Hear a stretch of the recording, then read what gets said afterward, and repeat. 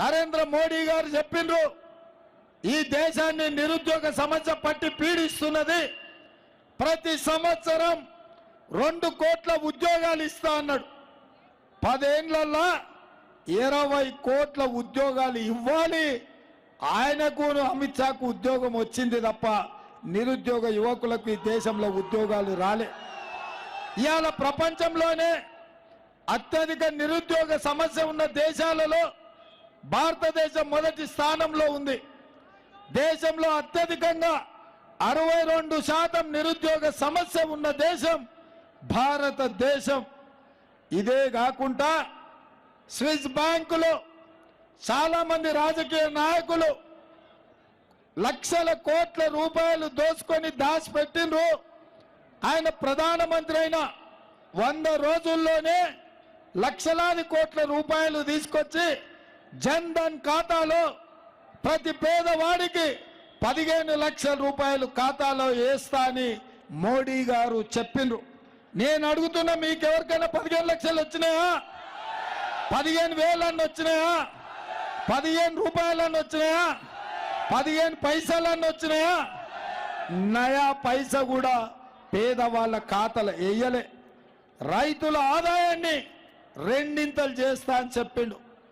కానీ ఇంకొక పక్కన రైతు వ్యతిరేక నల్ల చట్టాలు తెచ్చి ఈ రైతులని ఈ దేశంలో తాతల ముత్తాతల నుంచి వచ్చిన భూముల్లో యజమానులుగా బతుకుతున్న ఈ రైతులను బానిసలుగా చేసి అదానీ, అంబానీ, అమెజాన్ కంపెనీలకు కట్టబెట్టాలని చూస్తే హర్యానా, పంజాబ్, రాజస్థాన్, బీహార్ నుంచి ఢిల్లీ సరిహద్దుల్లో లక్షలాది మంది రైతులు 16 నెలలు నరేంద్ర మోడీ మీద పోరాటం చేసిండ్రు, యుద్ధం ప్రకటించిండ్రు.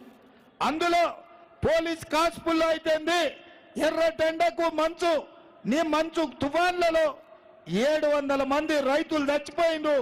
ఈ రైతులను పొట్టన పెట్టుకున్న నరేంద్ర మోడీ తప్ప రైతుల ఆదాయం 2 చేయలే.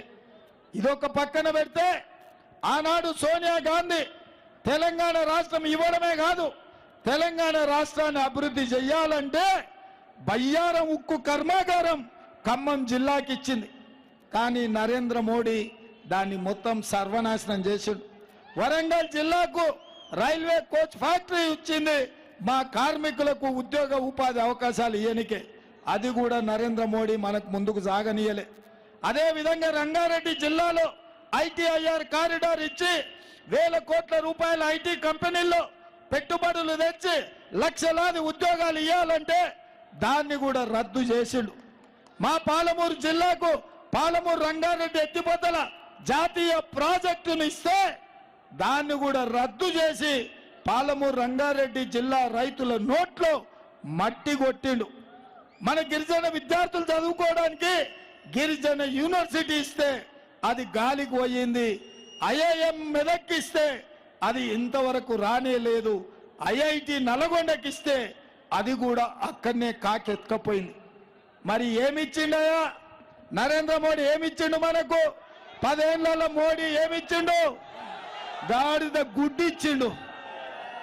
ఏమిచ్చిండు? నేను అడిగినప్పుడల్లా మీరిది చెప్పాలి. బయ్యారం ఉక్కు కర్మాగారం అడిగితే మోడీ మనకేమిచ్చిండు? కాజీపేట రైల్వే కోచ్ ఫ్యాక్టరీ అడిగితే మోడీ మనకేమిచ్చిండు? ఐటీఐఆర్ కారిడార్ అడిగితే మోడీ మనకేమిచ్చిండు? పాలమూరు రంగారెడ్డి ఎత్తిపోతల ప్రాజెక్టు జాతీయ హోదా అడిగితే మోడీ మనకేమిచ్చిండు? గిరిజన యూనివర్సిటీ అడిగితే మోడీ ఏమిచ్చిండు? ఐఐఎం అడిగితే మోడీ మనకేమిచ్చిండు? ఐఐటి మనం అడిగితే మోడీ మనకేమిచ్చిండు?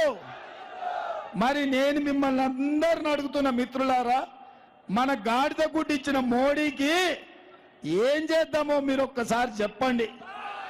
బాయ్ బాయ్ చెప్పాల్సిందే కదా.